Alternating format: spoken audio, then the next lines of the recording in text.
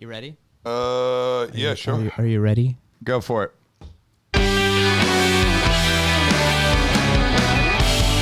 All right, so we are back on the Pizza Podcast. I'm really excited today. Today we got David Garci-Aguirre from Corto Olive Oil. I've been talking to David for a few months now. We got connected through the Corto Olive Oil virtual tour, which was, definitely a life-changing thing and definitely taught me so much, so educational, so much value. And, yeah, man, Corto Olive Oil, Corto Passi family. David, what the hell's going on? How are you? Doing well, Nino. Thanks for having me. Yeah, 100%. So, yeah, I don't even know where to start. Like, you're just this crazy amount of information. Can we, start with just, your take on olive oil, the olive oil industry, what it is? Like, I know I didn't understand it. I thought I had a good understanding of it, but I was completely wrong. So I don't even, yeah, man, where do you think we should start as far as educating people? And, there's a lot of pizza people on here that want to know about this olive oil stuff. Sure. Man, honestly, olive oil is one of the most misunderstood ingredients there is. I get really excited because I feel like we're on it's a new wave, kind of like coffee went through its wave and micro beers went through their wave, and now olive oil is going through its wave. And essentially what's happened is olive oil has become a commodity. The word extra virgin doesn't really mean more than, commodity oil.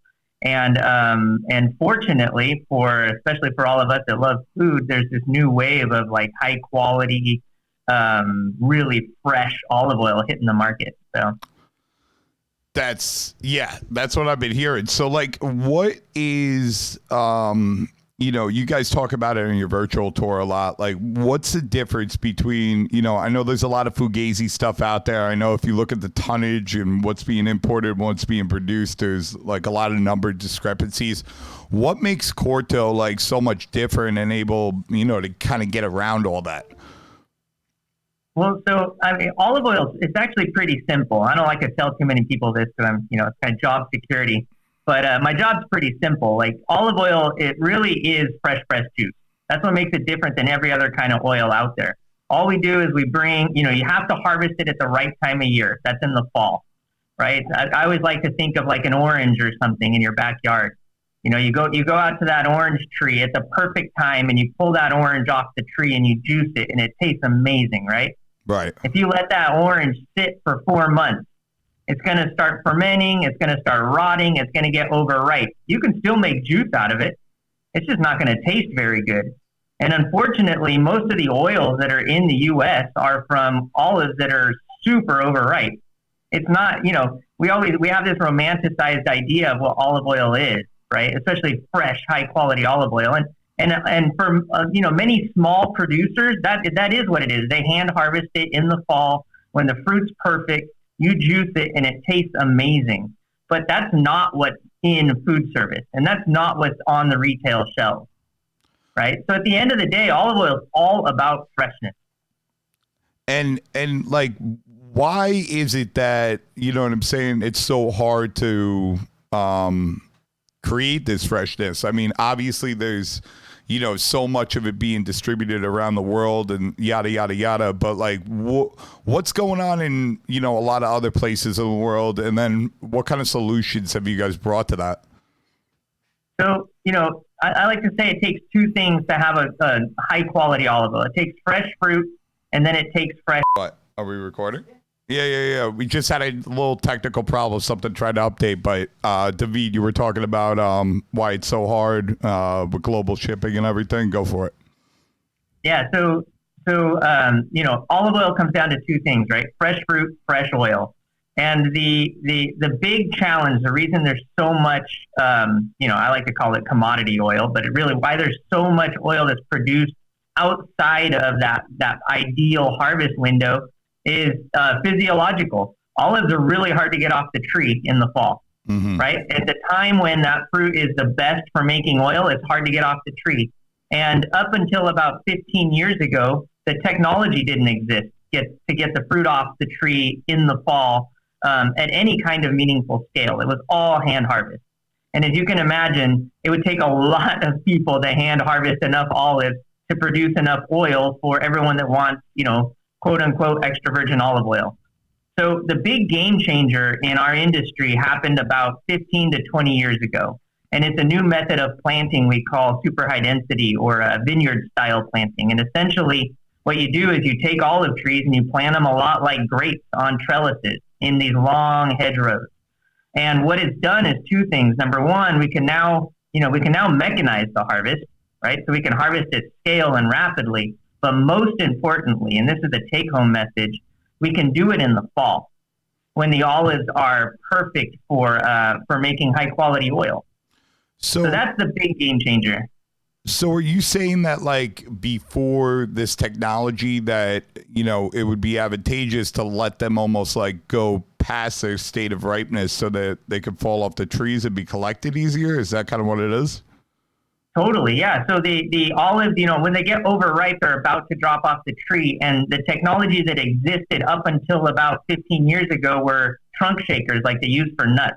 Mm-hmm. And if you can imagine, if you let the olives go way past to where they're about to drop, you'll get way more olives off the tree with a trunk shaker.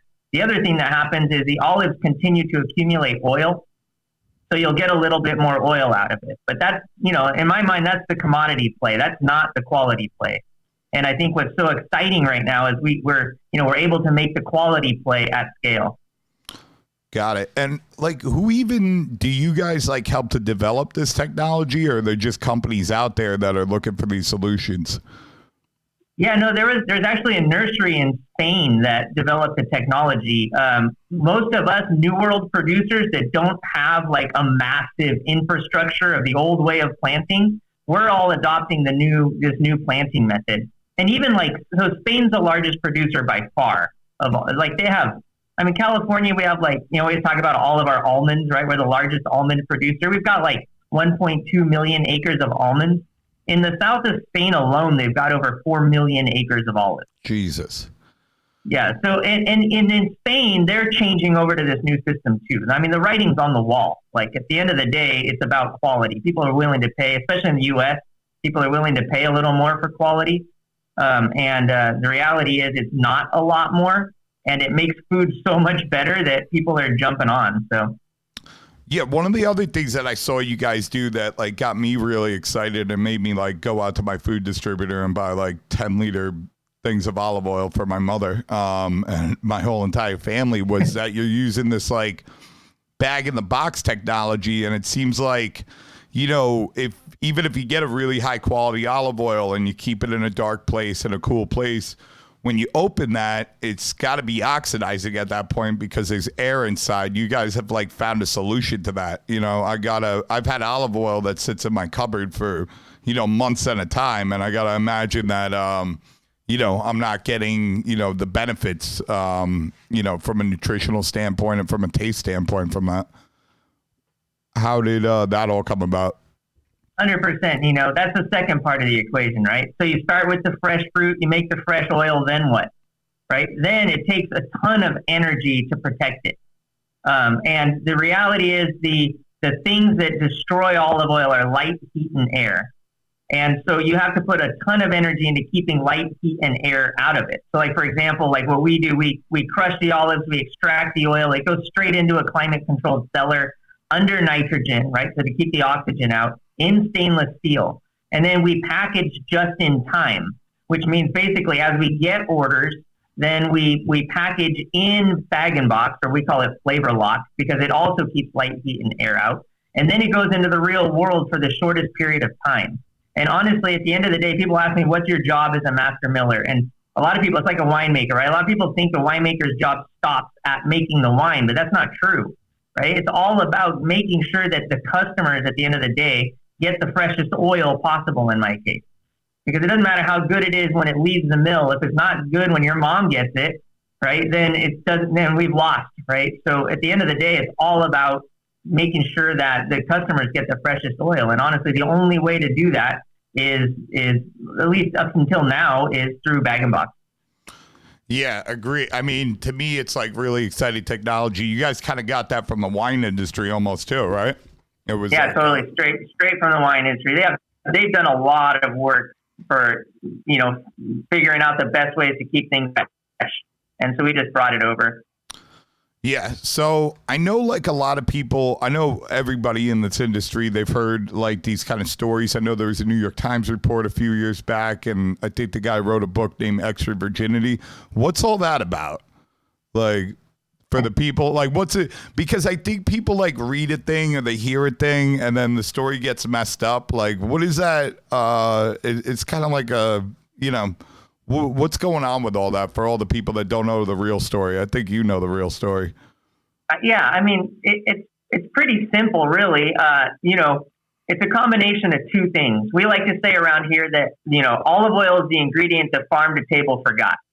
What's that mean? That means no one's paying attention. Right? No one's paying attention. We don't have a great palate for it in general as a country because it just hasn't been part of our food culture, at least high quality oil, right? And it's also extremely valuable. So what ended up happening is you started seeing a lot of fraud, right? There are different kinds of fraud. There's straight adulteration where people would, swap out olive oil for less expensive oils and sell it as extra virgin olive oil. There is oil that maybe was extra virgin when it left, but by the time it gets here, it's not extra virgin anymore. And the reality is the chemists that are behind this kind of stuff are super sophisticated. And I'm on several standards committees trying to figure out how we can catch a lot of the fraud that's happening, but it's really difficult to do. So you just end up with, a lot of fraud and people making a lot of money on fraud. Tell me more about this standards committee stuff and some of the problems that are trying to be fixed in that. Yeah. So, I mean, I kind of alluded to it earlier. So in my opinion, and not everyone shares this opinion, but in my opinion, the extra virgin standard is like getting a D in school. Right? It means you passed, but you didn't do anything well. And the reason I say that, there's two parts to the extra virgin standard. There's the chemistry part, and then there's the sensory part. And the sensory part is there are accredited panels around the world that taste oils. They do a blind sensory analysis on it. And if they detect any defects in the oil, right, from maybe rotten fruit or the oil has been sitting around and it's rancid or exposed to light or something like that, if they detect any defects, then it's no longer extra virgin. Okay. And then the chemistry is built around that, right? So the chemistry all targets no defects. So at the end of the day, what you're saying, all extra virgin really means is there's nothing wrong with it. It doesn't mean there's anything right with it. And that's why I say it's like a D in school. Okay, you passed, great. But that's not how we make food better, right? That's not how we make pizza better, right? We do that by buying the best oil we can. Sure, 100%. And I know there's so I mean, when it comes to that I feel like there's a lot of things out there that say extra virgin olive oil in this country that do they pass that test before they get fugazied up, or like how did those guys get through the standard? Well, so I think, it's a great question. So there's fraud, yes, but I don't think that's the biggest problem. Mm-hmm. The biggest problem, honestly, is that testing is done at the time of production. Okay. Right? And we all, it takes, your oil can be 9 months old or even more, in some cases up to 2 years old before you get it on the shelf. So even if it did meet this D standard at the time of production, by the time you get it on the shelf, there's no way it's even close to extra virgin. And I think that's our biggest problem. It's not fraud. It's just that it's so hard to get fresh oil to customers. Most people don't even try. So is there like a big private labeling industry in olive oil where people are just taking random fruit from random places and then, pressing that somewhere? Is that like something that exists a lot? Yeah, definitely. I mean, there's, we often joke that there's one giant tank in Spain, right? And whatever kind of olive oil you want, it comes out of that tank. And that's the commodity part. Right. And there is private label. I mean, there's a bunch of supermarkets in the U.S. that have their own brands. They all come from the exact same place. Even a lot of the branded stuff, it's all the same commodity product. So, what's the real message out there for from the pizza guys and the chefs and this and that? I just want to really be able to tell them, kind of how you talk about it on your tour, you know what I'm saying? These problems that exist, and maybe what are the benefits of getting a good quality olive oil, from flavor to everything else that comes along with it. There's nutritional benefits too, right? There are. Fats are excellent carriers of flavors and aromas. That's what they do, and that's amazing. If you're talking about we can take a step back. What makes olive oil different? Olive oil is a celebration of flavor, right? All of the other oils that are out there go through a refining process. They're destined to be the exact opposite of what olive oil is. They're odorless, colorless fats at the end of the day. Olive oil is the exact opposite. Olive oil is a celebration of the fruit. It's a celebration of flavor.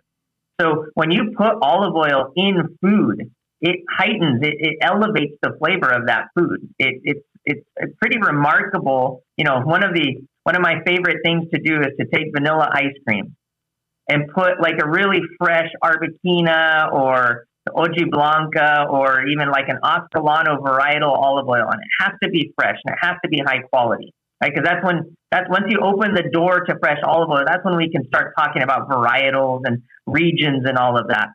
Put a little sea salt on it and it tastes amazing. It's like a fruity ice cream. And that's just 3 varieties out of hundreds that are available. And that's the doorway that I'm trying to open, that we're trying to open for our chefs and for our pizziolos is, once you start thinking of olive oil in those terms and you start pairing flavors in with the pizza you're making, that's the next level. That's the next step. Right now, what we're doing, and I can't tell you how often this happens to me, where I'll go try, I'll eat a pizza or I'll have an olive oil ice cream. Someone's, they're cutting edge enough to have an olive oil ice cream, and guess what it tastes like? Rancid olive oil. Right. Right? Or someone will make a beautiful white bean puree and I'll taste it and it tastes rancid or like it's from fermented fruit. So at the end of the day, olive oil, especially when it's high quality, it'll make food better. Yeah, it makes a lot of sense. And a lot of these, I think there's a lot of misconception out there about these refined oils that are out there. They're kind of when a lot of refined oils are expeller press from seeds, right? Mostly. And well, yeah, so expeller pressing is an interesting one. So, at the end of the day, like I said, refined oils, their destination, their goal in life is to become colorless, odorless fats with really high extraction. And the way you get the highest extraction is through solvent extraction. So they basically make pellets out of the stock and they'll use a solvent to extract the oil. Sometimes there's so much oil, like in seeds, for example, that they have to remove some of the oil ahead of time. So they'll do that with an expeller. And then the expeller, expeller press oil or, chemically has some advantages over refined oil, but it's not, I never want to confuse that with something like olive oil that's totally virgin, right? Where it's crushed cold and it retains all of the natural antioxidants and nutrients and flavors from the fruit. It's a very different product. Yeah, what are some of these antioxidants and flavonoids and the health benefits? I know we talked about previously about some amazing studies that are out there and ongoing. What's going on in the world of that? So let me preface this by my disclaimer. So I'm not a nutritionist, not even a chemist really, but what I've learned a lot over the last 12 years in this industry, kind of practical knowledge, applying it to my job. And one of the things I realized early on, and it was actually a friend of mine who's a researcher at University of Maryland, a doctor, and she is a big proponent of olive oil. And she always starts her conferences by saying, if you go on to PubMed, which is the biggest database of scientific medical literature, and you Google or you search through PubMed and classify journals by food, the one category that trumps all the others by far is olive oil. In other words, there is more written in medical literature about olive oil by far than any other food there is. And most of that literature up to this point has been focused, maybe up until about 10 years ago, has been focused on types of fat and things like that, kind of the quote unquote edible oil world, right?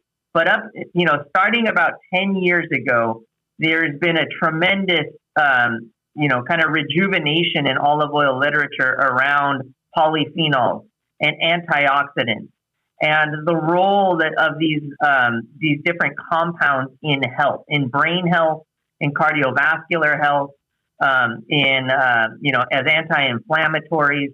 So there's just this really fun resurgence that's happening around this small fraction of compounds in olive oil that are there because the oil isn't processed in any way. It's just juice. Got it. And what are do you know any the benefits of that? I know you touched on cardiovascular and brain health, but is there anything more specific in there from some of the specific studies that you've seen? Obviously, you're not writing these studies, you're just reading them, but yeah, I think the biggest, as of right now, and I don't like to focus in on single studies because single studies, they can say one thing and then later on another study will show something else. But I think the most compelling evidence we have around health and olive oil is around the PREDIMED, PREDIMED study, which is essentially, it was an extension and it was validating the Mediterranean diet work that's been done. Okay. And the interesting thing around it is number one, olive oil has been shown to be a critical component of the Mediterranean diet, but not just because of the oil, but because of the minor components, right? The compounds we're discussing, oleuropein, oleocansol, oleosin, hydroxytyrosol, different compounds that are in olive oil that, when taken frequently, when used in food, let's say, they have a pretty profound impact on health, positive impact on health. Yeah, and let me ask you a question. Would having olive oil made from rancid olives or cut with things or be oxidized too much, would that have an effect on the health benefits at all?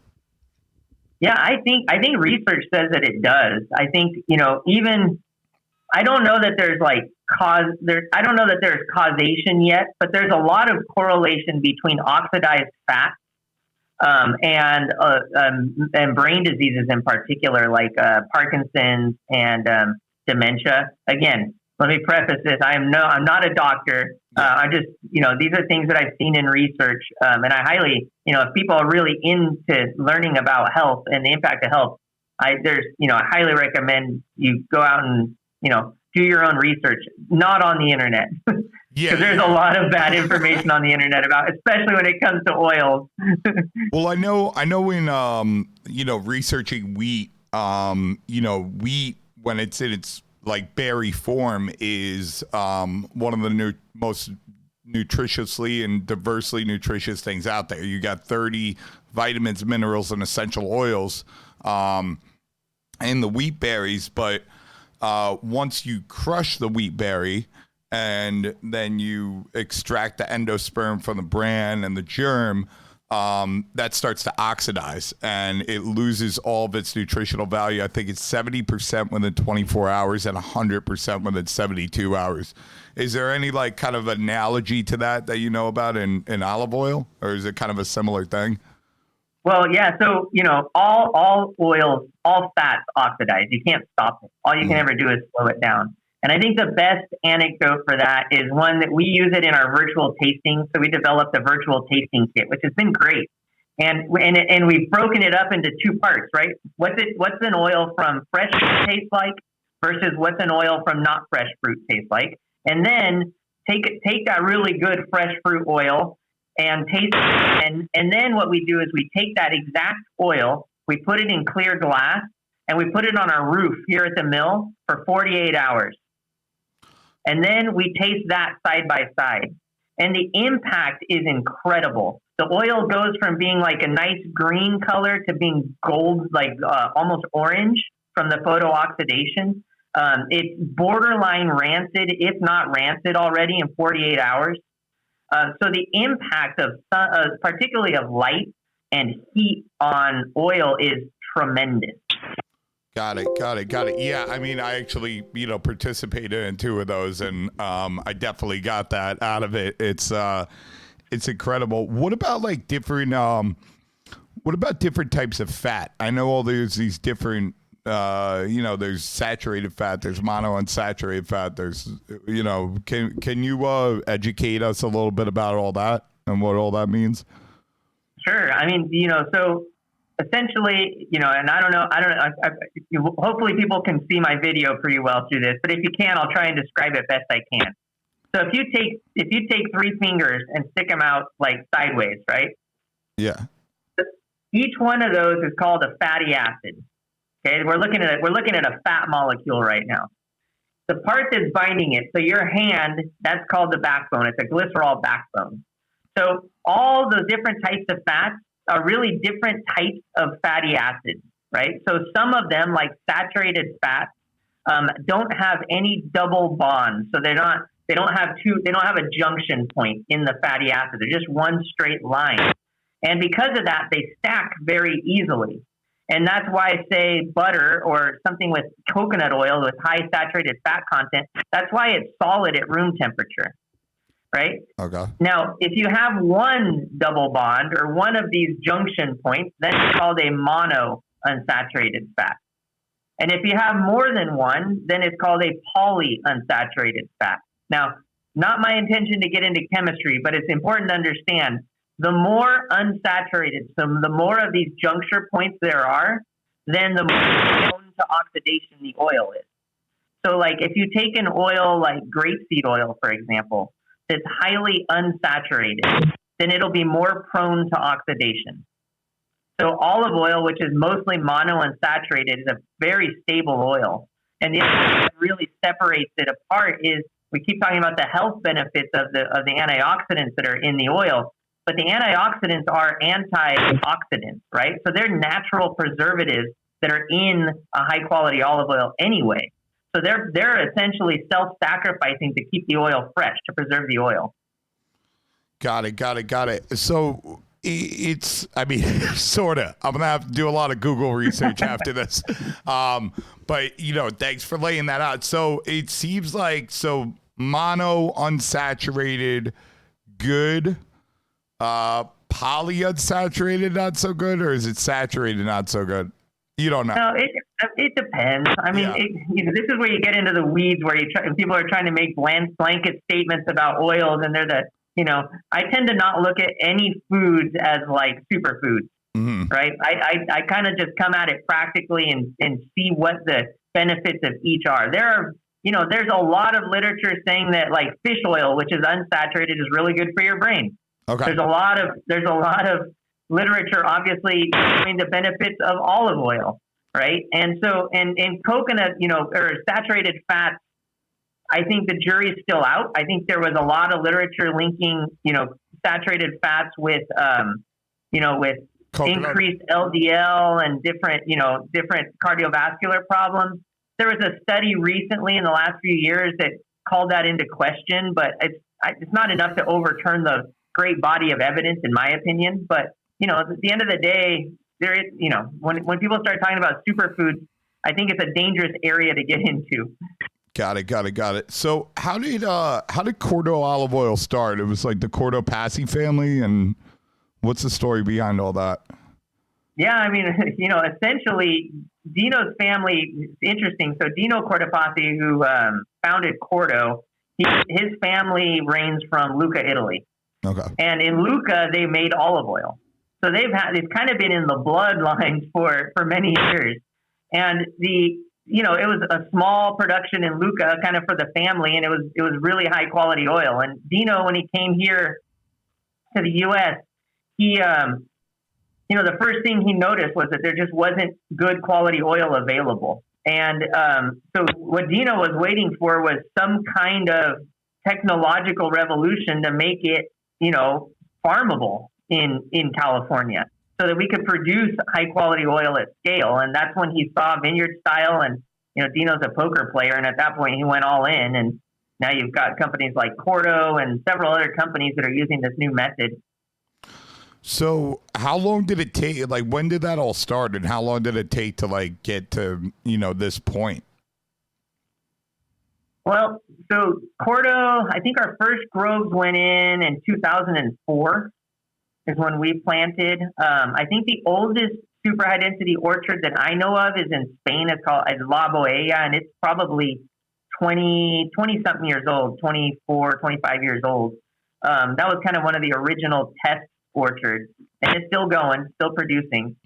So, and when we started, we had we had a little tiny line at Dino's house, and then it turned into one full size line in our world. And now, we've scaled up pretty well. So now we're definitely not worried about not having enough oil to democratize fresh oil. So that's what we're all about. That's awesome. That's awesome. Yo, real quick, I just want to pause for a second. There keeps on being this kind of psh thing. I think it's coming from your end. Do you know what that could be? No, I don't. You don't hear it on your end? It might just be a connection thing. It might just be a connection thing. Either. Oh, it might just be a connection. All right. No, it's fine. We don't have to stop. So, how did you get into olive oil? What's your background on this? How do you learn so much, and where does that start? Well, I'm sure a bunch of your listeners have all these really romantic stories about how their pizzerias were handed over from their families and blah, blah. Mine was the exact opposite of that. I fell into this industry purely by accident. I studied philosophy and physics in college. I was a high level soccer player at the time, and all my aspirations were around being a professional athlete. So when I finished college, I went to Spain to try and play soccer, and promptly blew my knee out, and that ended my soccer career. So I didn't know what to do with myself. Honestly, it was kind of one of those times in your life I was pretty lost. So I went on a very long walk, almost 1,000 kilometers, and I decided on that walk that I wanted to be a metal artist.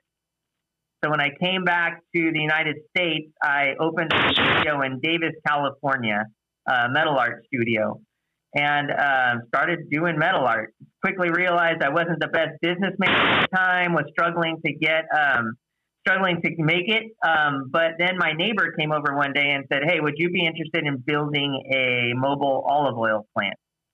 And essentially, it was a 38-foot trailer. We were going to take an olive oil line, centrifuges, crushers, and all. We were going to put it in the trailer, and the plan was we were going to go around California processing olive oil, mostly at wineries. Wineries have, they have their little orchards, so they'll have trees lining their driveways. And so I said yes. We built it in 9 days. Our first customer was a Jordan Winery out in Napa Valley. And the rest is history. As the reality is, there aren't very many people in olive oil. So it's just kind of right place, right time. And it's been good to me. So because of your metal art background, that's what put you in a position to build this? Yeah, I mean, I've always been kind of a gearhead, as it were, whether it was cars or, I love to weld. I love blacksmithing. I've always just been kind of interested in those things. So, and have kind of done them my whole life. So it was just kind of natural. So at this point, you didn't really know about olive oil. I knew nothing about olive oil. You're building a trailer, and this guy is like, okay, we need centrifuges, we need this. So that's so then you get really into it from there? I feel spoiled because I'm one of the fortunate people that my first high quality olive oil experience was making it, right? So for me, it was easy. It was like, oh, now I get it. Oh, I just lost you completely.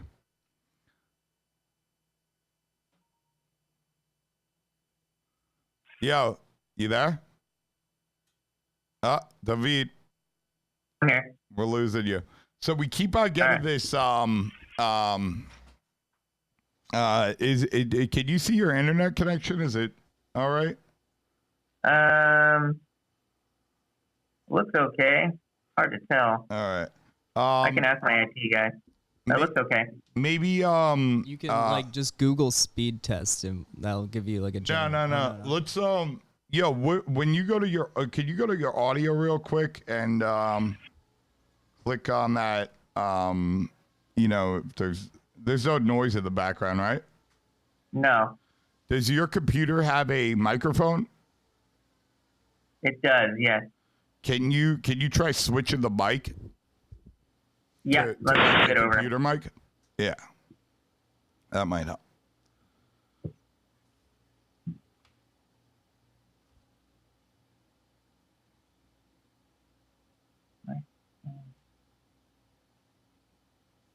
All right, that's my computer mic. Okay. Yeah. Oh. That's great. Hello? Talk to me. Still here. Okay. All right, cool. Let's try that. Let's see if that works. So, you're saying that you feel so lucky because you got to build this trailer, and your first experience with olive oil was actually making it, so you were able to kind of understand it. Yeah. Let's go from there. Yep. Yeah, I was just gonna say, if I could capture that moment and give that to everybody, then it'd be a no-brainer. I think everyone would get the olive oil thing. Yeah, for sure. I'm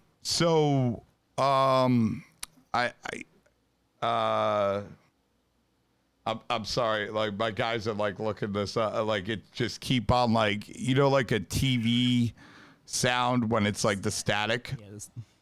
Yeah. That's coming through us like every 5 seconds, or not 5 seconds, every like 20 seconds, for whatever reason. And I'm getting a little bit distracted. You want to? I'm gonna just take a brief like restart on everything again, just to see. All right, we're gonna take a brief restart on everything on the Zoom call and everything, and see if that fixes it. All right. Okay, sounds good. Right, give me 1 second. Sorry about this. Okay, so let's try. So I mean, hold on. So you got this kind of opportunity to try olive oil as you're like building this thing and kind of dive right into it. Like, are you on this truck while you're going around with this guy on the truck? So you're learning, what a centrifuge is, and you know what I'm saying, all these different things. Like, can you tell me tell me a story about that. I mean, that sounds like crazy. That sounds like a insane thing. Like, can we go like a little deep into that? Yeah. So the this is my favorite story about it. So before our first gig was Jordan Winery, and they were going to make a big deal out of it. So they had press out there and everything. And mind you, we built this whole thing in about 9 days. It was like a whirlwind, right? And so on the morning of our gig was about an hour and a half drive to the Napa Valley. I was actually in the trailer doing electrical work, getting this thing to, like, we hadn't even finished yet, right? So I'm in the trailer, like in the control panel, doing some of the last minute electrical work, trying to get this thing together. And finally, we get to Jordan Winery and open everything up. The olives are sitting there waiting for us. I have no idea what I'm doing. We had flown in like an Italian master miller that came with the equipment line we purchased. And we fired the thing up and it runs. And it was like, holy, like, oh my God, like check box number 1, it runs, right?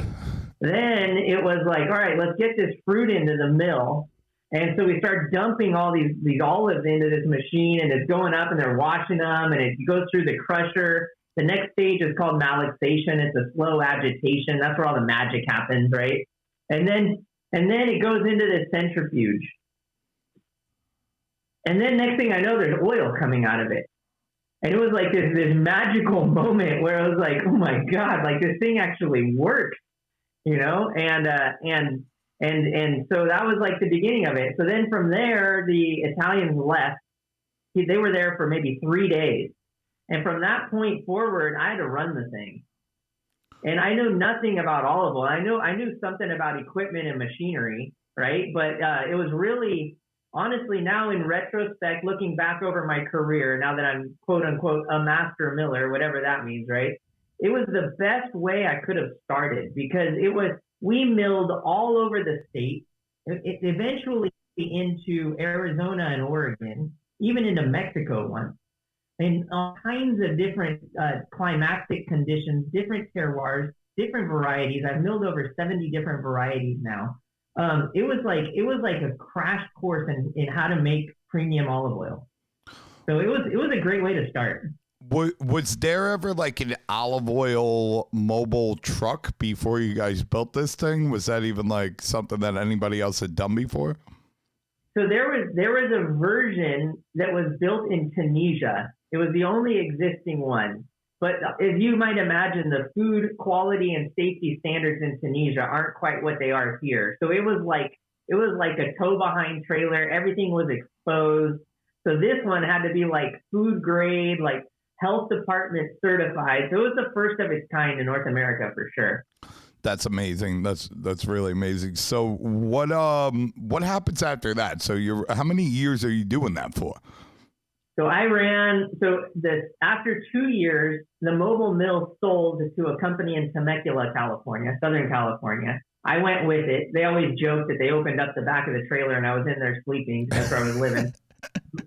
Kind of true, not totally true, but and then I worked there for another 2 years or so, and then Corto came and told me about their project and what their vision was, and their vision honestly is to change the way people use and buy olive oil, and I was on board. Like I got it from day one. I was like that makes sense. We can do this.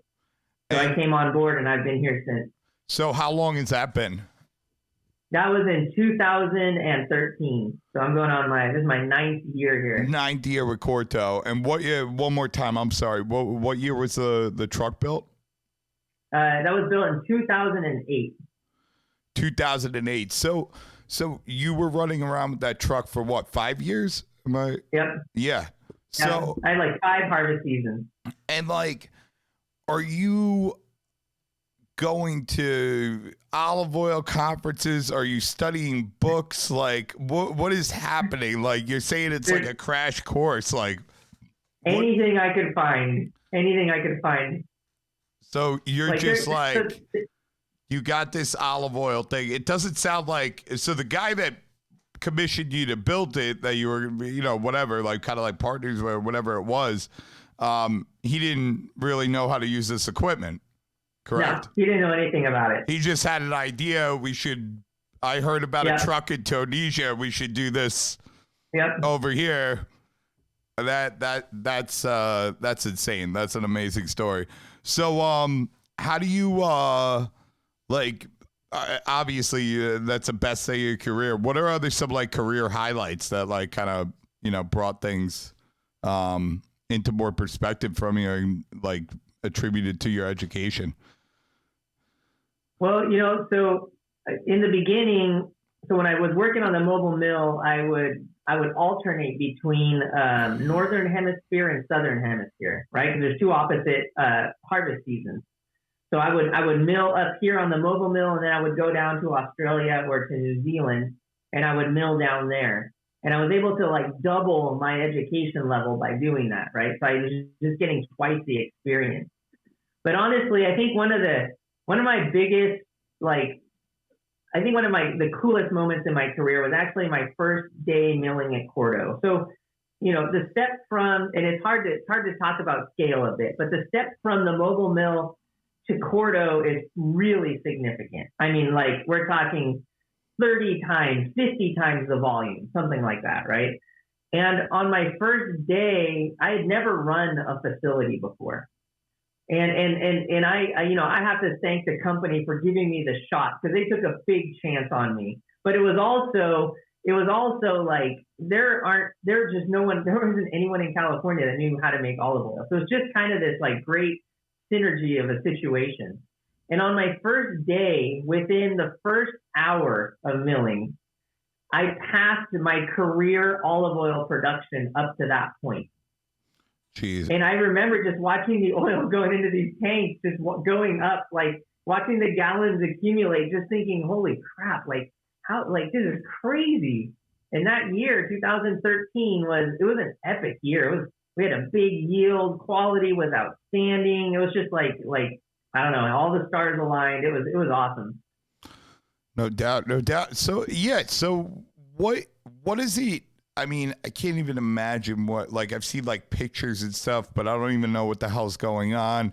Like, I've heard not only you, but I've heard Steve Rouse. I was having a conversation with him about Stanislaus, and I was like, what do you guys do all year? You're waiting for the tomatoes to grow? And he's like, Nino, like, we have to like rebuild the factory like every year. Like, and I think you said the same thing. Like, what is that?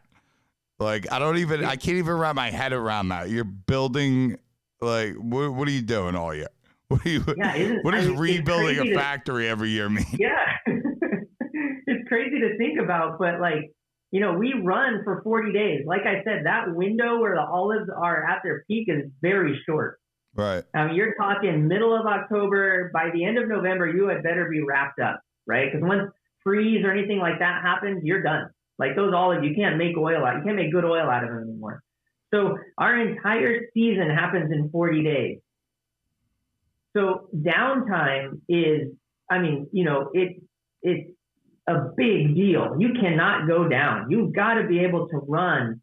You've got to be able to run. That's what it comes down to. So the rest of the year is dedicated to being able to run. We take every piece of equipment apart. We rebuild bearings. We inspect our centrifuges. We touch every single part of equipment, make sure it's ready for that season. Because once it turns on and those olives start coming, they don't stop. We go 24/7. Explain this centrifuge thing to me. Like, I'm like picturing in my head, like, I mean, I've seen like guys using medical centrifuges in like cooking and like Michelin star restaurants. Like, what is an olive oil centrifuge? Like, is it that? Oh man, you have a bunch of test tubes in there? No, so it's the same principle, right? If you pour oil on water, it floats, right? Okay. So oil is less dense than water, and then all of the solids from the olive itself, the pits and the flesh and everything, are even heavier than the water. So if you use a centrifuge, you can separate the oil from the water from the solids.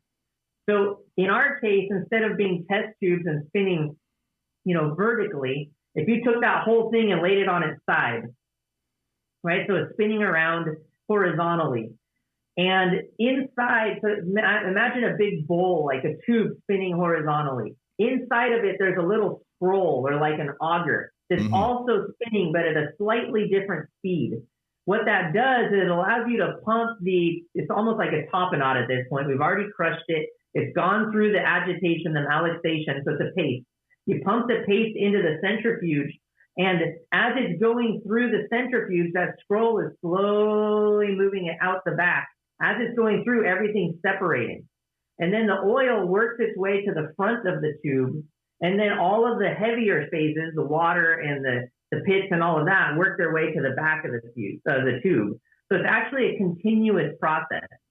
So as you're pumping through, everything's separating, and like magic, the oil comes out one side, and then all the solids come out the back side. And they're big. I mean, we're talking, 15, 20 feet long. And what happens with all the solids after you guys are done?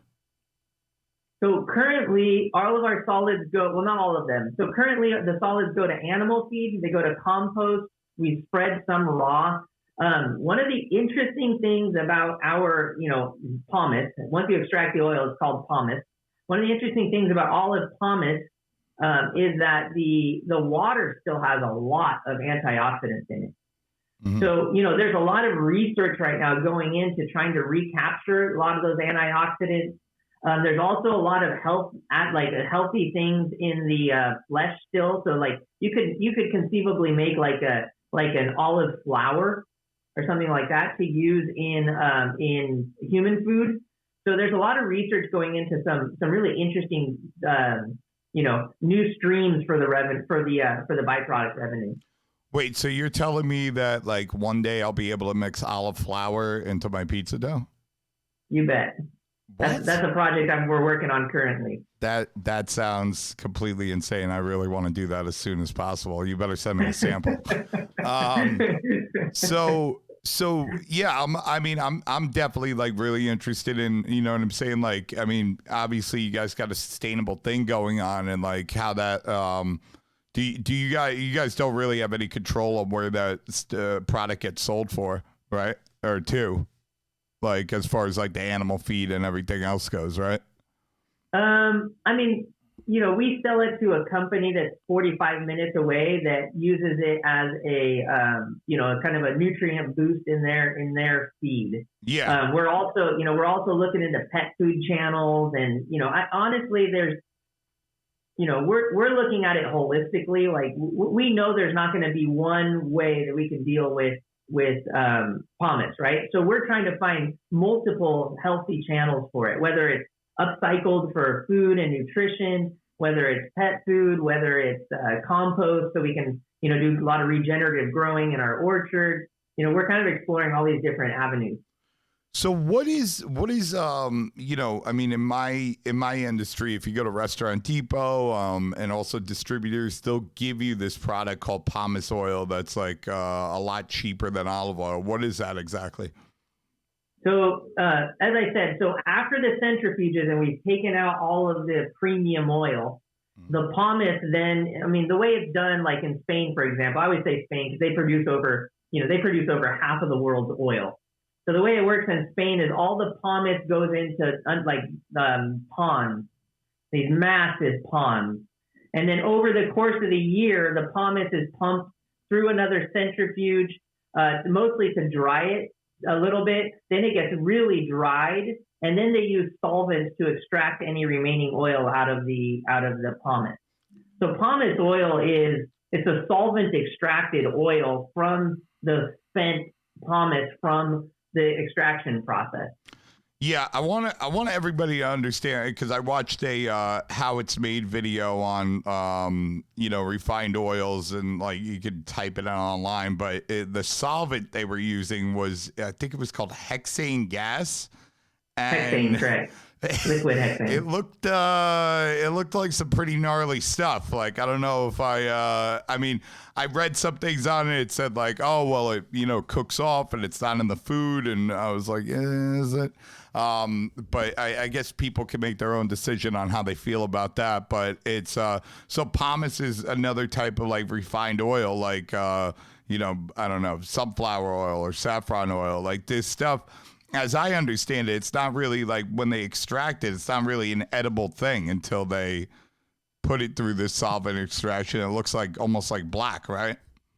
Yeah, I mean, pretty much every oil, every non-virgin oil, right? So we're talking all the oils like pomace, seed oils, soybean, all the oils when they're first extracted technically aren't fit for human consumption. And that's why they have to go through that refining, bleaching, and deodorizing phase. So the refining strips out the impurities from the extraction process, bleaching strips out any color, and deodorizing strips out any flavors and aromas. And that's why I say it's like, it's by design, it's a colorless, odorless fat, right?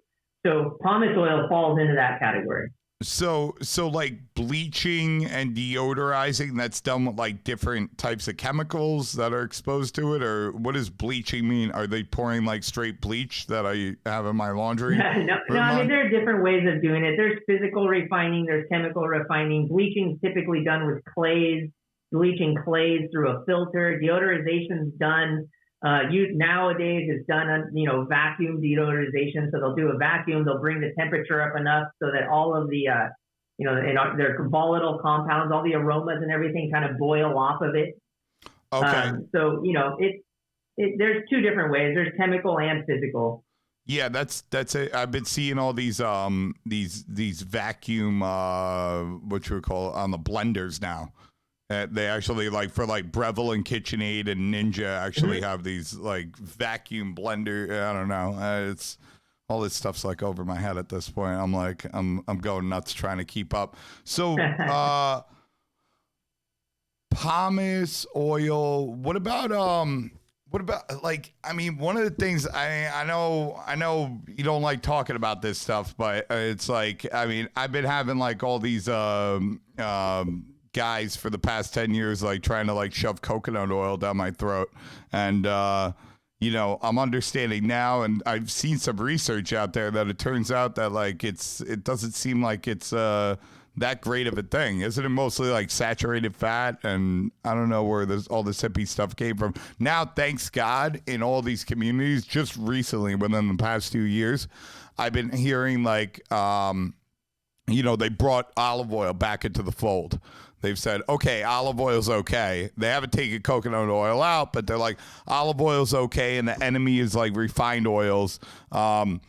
I looked into coconut oil, and I don't see how, you know, if you're doing it virgin or whatever that means, I mean, it doesn't seem like a virgin process even when it's done at home, because there's boiling involved, a lot of stuff like that. But from what I've seen, you know, you buy it in the store, it says extra virgin cold pressed olive oil or coconut oil.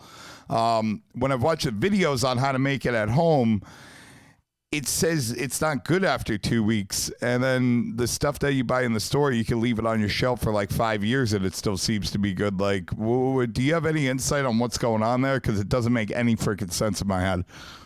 Oh man, welcome to the world of edible oil. Yeah. You can probably tell that I try and be careful here. Because I know you do. I mean, yeah, be careful. I don't. Let's put it this way. So my opinion. Yes. Coconut, I don't know if coconut oil is healthy or not, because we don't have enough evidence. Most of the evidence up to this point shows that that you'll definitely have an increase in LDL cholesterol with coconut oil. There was a pretty comprehensive study in 2020, I believe, which was a meta-analysis, which basically means they looked, you know, this team of researchers looks at all of the available information and they compound it, and then they come up with their conclusions from all of the available research. And the available research, at least in 2020, overwhelmingly said that coconut oil will raise cholesterol, and that should be taken into consideration when you're consuming it. Now, coconut oil, and we've talked about this a bit. So the reason coconut oil got popular is because coconut oil has a certain level of MCTs, or medium chain triglycerides, in it. And medium chain triglycerides, your body deals with those differently than it does other saturated fats. Your body burns them rapidly. So they became really popular in especially amongst athletes and weightlifters, and then in general. So coconut oil does have MCTs in it, but it also has, the majority of the fats in coconut oil are not MCTs. They're other saturated fats, long chain, short chain saturated fats. So to draw the conclusion that because coconut oil has MCTs in it, it's really healthy, I think is a dangerous conclusion. Right. So you're saying that, like, while it does contain some MCT fats, and if that is advantageous, it's in such low quantity compared to the other more dangerous fats that it contains, that, you know what I'm saying? It's not like, you know, if you want MTC oil, you should probably just go buy it from somewhere, maybe. Yeah, at the end of the day, for me, oils are about flavor and they're about health, right? And coconut oil is freaking awesome. Like, I love coconut oil. Like, I love it in a good curry or something. And that's a different question than should I eat a spoonful of it every day, right? And I don't know the answers. What I do know is that there's a lot of there's a tremendous body of research that shows that, particularly with extra virgin olive oil, with fresh high phenol extra virgin olive oil. Let me be very clear about that. We're not talking just because it says extra virgin, it's fine. You have to know that it's fresh high phenol. olive oil, there what's are a lot of phenol? health benefits there. What's a What's that? phenol? Oh, a polyphenol is those compounds we were talking about, those antioxidant compounds. Right. You want to go a little deeper into that? I know you think this will go over people's heads, but people seem to like this stuff. Sure, yeah. So the interesting thing to know about olives, so as olives develop, you go through bloom, you start having little fruit, and they start to grow. Then the pits start to harden, and then the oil starts to accumulate, or then the olive starts to accumulate oil, right? So the oil accumulation happens really early on, and then it starts to plateau. Polyphenols or antioxidants are compounds that are in the oil that have high, they have a high antioxidant levels. And those antioxidants also peak very early. We're talking, the fruit's still very green, maybe just starting to turn into violet on the skin. That happens in October, November. And that's why all premium oils are made in October, November.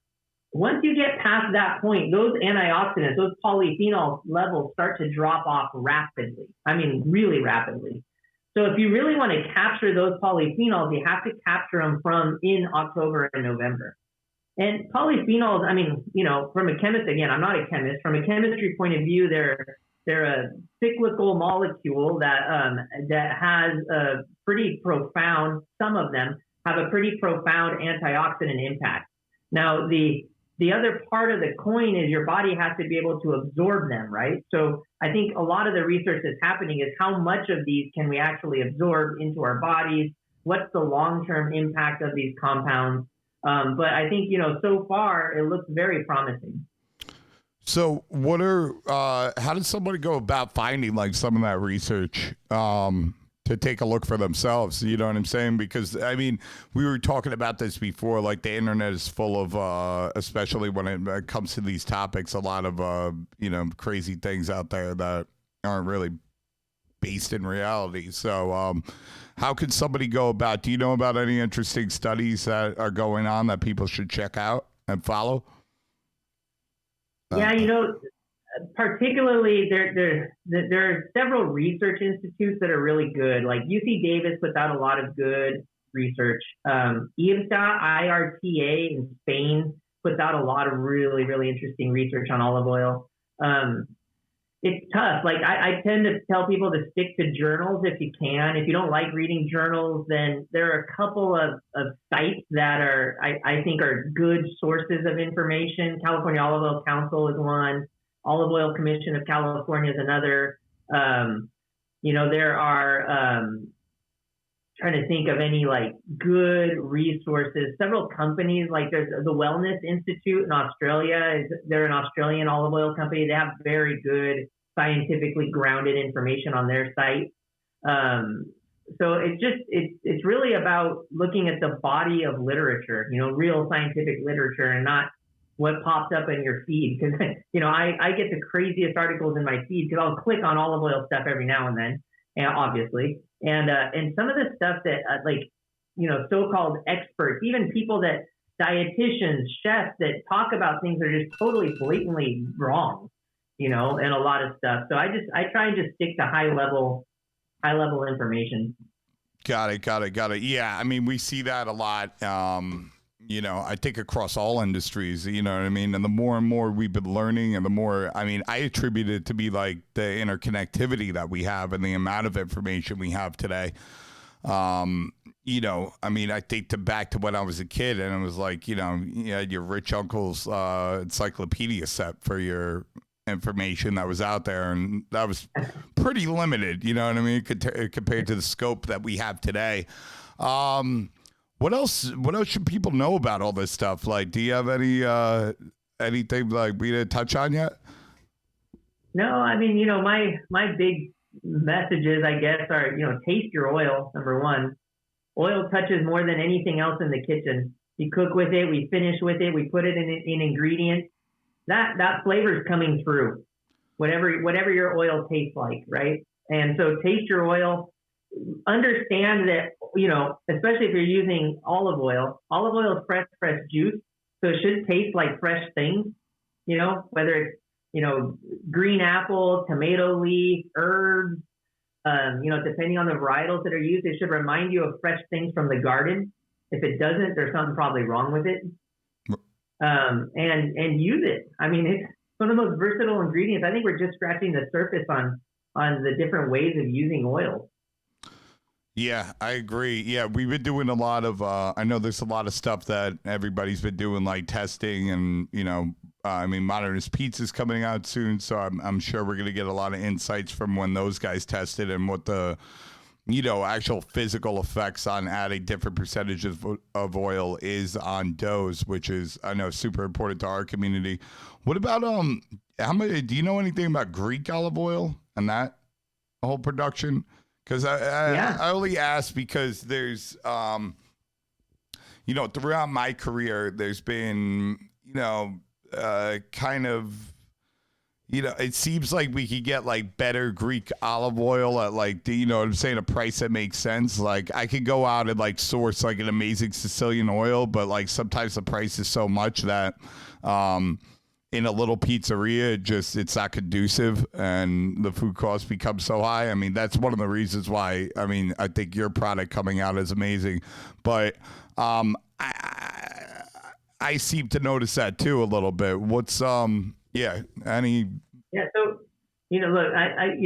are good oils and there are bad oils made everywhere. Sure. Right. Like, we're not even ready to have the conversation yet about varietals or locations or terroirs, because most of the oil we're consuming isn't even fresh in the first place. Got it. Right.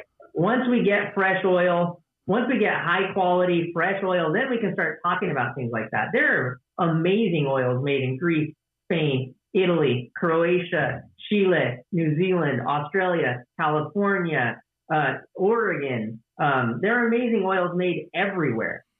Right. The big challenge is, what are those oils like when you get them? Mm-hmm. And now I'm not even talking about, like, forget about commodity oil at this point. Forget about commodity, quote unquote, extra virgin. That oil is low quality to start with. By the time it gets here, it's junk.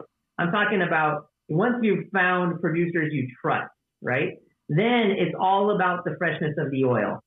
And, so yeah, of course, there are amazing, Greek oils out there. I mean, the Greeks are particularly, there are some really interesting high phenol oils coming out of Greece right now, and Spain and Italy, and California. Actually, California, there's a new, I shouldn't say new, but there's a company here that makes a Mission olive oil. It's one of the highest phenol oils in the world.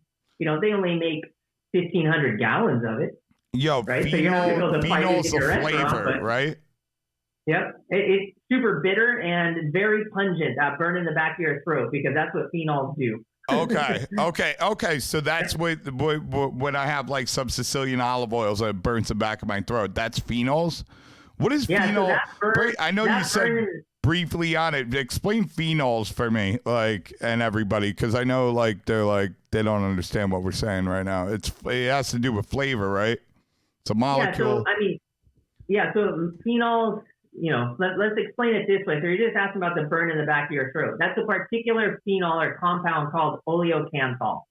And oleocanthal acts on the back of the throat much like ibuprofen does, actually. If you were to suck the sugar coating off of an Advil and swallow it, it would leave that warming sensation in the back of your throat as well. Really? And so it's actually, in all the world of olive oils, it should be a sign of a high quality oil, at least a high phenol oil, right? Polyphenols, they're simply just a class of molecules that all, like I said, they're all kind of cyclical like this, and they're being shown to have really powerful antioxidant effects. Some of them, not all of them, but some of them. And they also attribute to a bunch. And they also attribute to the overall flavor. That's what you're saying too, or is that something different? Yeah, correct. So some phenols have warming sensations in the throat. Some are bitter. Like if you bite into an olive off the tree, it's extremely bitter. The reason it's bitter is because it's loaded with polyphenols and antioxidants. So yeah, they do impact the flavor as well. Now the aromatics, like all the interesting nuances of olive oil, that's a different process. And what is that process? No, that's actually most of those compounds come from what's called the LOX pathway, lipoxygenase pathway. That's an enzymatic pathway. And that creates a lot of those really fun, green, aromatic aromas that we get. Got it. So we were talking about Greek olive oil. Is there like, I know, is it true that like olive oil, what do you call it, bushes or orchards, trees? Olive oil trees can, they can live for like thousands of years. I know I've heard stories like that.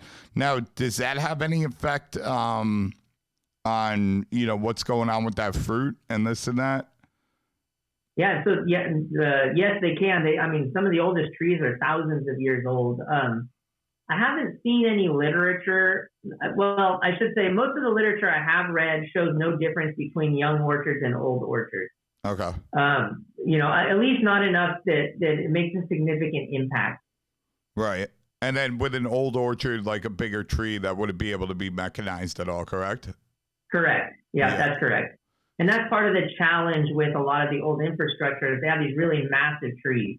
So you wouldn't be able to mechanize. Like our harvesters literally drive over the top of the row, right? So we have to keep the trees small and vigorously producing, right? In an old traditional planting, the trees get really big. So the only way to really get the fruit off is by shaking the trunk and dropping the fruit onto the ground or onto tarp. Okay. So how do you keep that small? By pruning them? Yep, that's right. So every year we come in and we hedge and we top and we keep the trees nice and bushy. They love it. So what it's like giving them a haircut. Yeah. So what are guys doing? Well, I mean, I don't grow olive trees, but I grow a lot of tomatoes and growing tomatoes, you know what I'm saying? Pruning and that stuff is very important for, you know, our yields and how that's going to grow. I mean, I'm growing tomatoes in my backyard in Brooklyn, but you know what I mean? Space is important. You know what I mean? I can only fit so many tomatoes. So like my pruning and my, you know, how I'm feeding them. I got like composters and vermicomposting and this and that. Oh, that's something interesting. What kind of, I mean, you're mentioning you put like a layer of the pomace oil over your trees. Is there any other type of, fertilization or things that you guys do as far as that? How do you keep up with that? Well, Nino, I'll be honest with you. This industry, the way we're doing it is so new. Everything's a research project at this point. Right. So we're trying a lot of different things to see what, you know, what in the long run is going to help out. We're, you know, like I said, we're trying cover cropping. We're trying to increase native like insect populations. We're trying to you know, compost, raw spread. We're trying a bunch of different things. One thing we found out by accident is the water that comes off of from the olive actually acts as a really good herbicide. So we might be able to make it a natural herbicide if we need it. But you know, most of that stuff just starting out. Got it. So what is like? I mean. Are there guys out of these fields like all the time? Are you out of these fields all the time? Like what's going on like throughout the year with this stuff? Yeah, I mean we have a field team that, you know, is keeping an eye on all of our orchards. I work with them closely. Just, you know, there's obviously a pretty massive correlation between fruit quality and oil quality. So we work closely together on that. You know, generally speaking, olives aren't, you know, right now, as I was driving in, we're in the middle of cherry season, right? And there are 250 cars parked, you know, we have cherries across the street from our mill, and there are 250 cars parked over there, and they're hand harvesting cherries, right? We don't really have an event like that. Like for us, most of the process up to this point is just fewer people. Like, you know, there's a person driving the harvester or the pruner. There might be a tractor with a gondola next to them. There's our team that's supervising and making sure that all the, you know, the quality is okay and that everything gets rushed to the mill quickly. But it's not a very people-intensive process. Yeah, because you guys set it up like that, which is, I mean, it's smart because, I mean, it's one of the biggest commodities of the world, and there has to be solutions to bringing the best quality for flavor and for health to the rest of the world, which, you know what I mean, requires like this mechanization. And I mean, I really think like all the things you guys are doing as far as figuring out solutions to these problems. And, I mean, even when I just talked to you about like, oh, what do you do with the refuge? You guys have answers to that. And obviously that could grow in whatever direction you guys want. Yeah, man. I think I don't know, man. Get Corto olive oil, bro. They're a great company. Like, you know what I'm saying? Taste your oil, right? Taste your oil. Yeah, you guys. So you guys, do you guys own all the orchards, or are you getting from other privately owned, separate from you guys as well? Yeah, we started off owning all of our orchards, but as we've grown, we now have like grower partners all right here around the mill, close family friends, or trusted farmers in the area. So it's really tight knit network of farmers. Yeah, that's amazing. Yeah, man. I mean, is there anything you want to add to this? I think we're in a good spot. No. I thank you again for the opportunity, and thanks to the listeners. Hopefully, they made it this far. Like I said, I personally think it's a incredibly fascinating topic. I'm really excited to see what chefs and pizziolos and even home chefs do with fresh olive oils once we start getting them into their hands. You guys are the creative minds, not us. So I'll get you the oil all day long, man. You use it. Yeah, I mean, we're definitely, I know me and I know some other guys that are around, we're developing partnerships with academia to really kind of put this stuff under the microscope as much as we can. And, it's all about sharing. And I'm really, really excited for the future and what you guys got going on as far as, I mean, what we can learn from you guys. It's all about the knowledge. It's all about the education. So, David, thank you for coming out. Corto olive oil. Guys, if you have not done the virtual tour, try to do it. It's incredible. Reach out to, right? They can reach out to Corto? Yeah, on our website, you can request a tasting, reach straight out to our We Care department. Yeah, definitely do that, guys. It was one of the most educational experiences of food I've ever had in my life. And, whoever's in charge of that, don't stop just because coronavirus is over, because it's an amazing resource, I think, and you guys do a stand-up job. Yeah, man, I think that's it, bro. Thank you so much for coming on. Yeah, I appreciate it, Nino. Thanks. It's been great. All right, David, we'll talk to you soon, brother. Thank you, guys. We'll see you guys later. Ciao, ciao. That was great, buddy.